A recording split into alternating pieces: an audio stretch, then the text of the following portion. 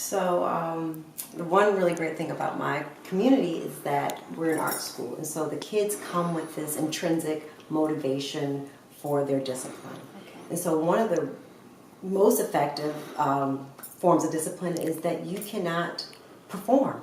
That is like, shattering, earth-shattering for our young people, because if you, violated X rule and you can't participate in the next performance or the next trip, that really is enough to kind of get their attention. We're also fortunate that we are an admission school, so every year you really are invited back. It's not a given that you have a seat. So I think the students, that combination of being, driven by their art, and then the reality of that, if you do not perform, if you do not uphold your end of the bargain, that you may not be returning the next year.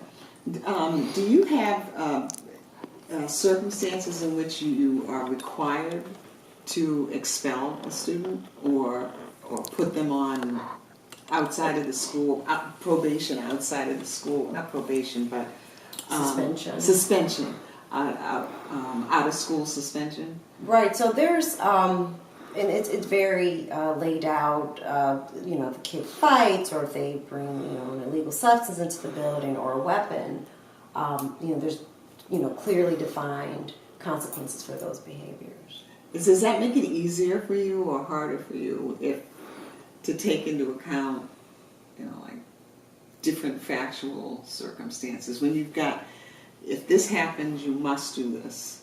You must. These are the required disciplinary. No, I think in some ways it makes it easier because it's not on smaller infractions. We're talking about you're fighting, you're bringing drugs into the building, you're bringing a weapon. These are really big things that we can't allow for your peers to see that there's wiggle room on. Like there has to be a strong line on those items. And so as it relates to the consequences to those major three infractions, I think that it's good that there's a clear policy.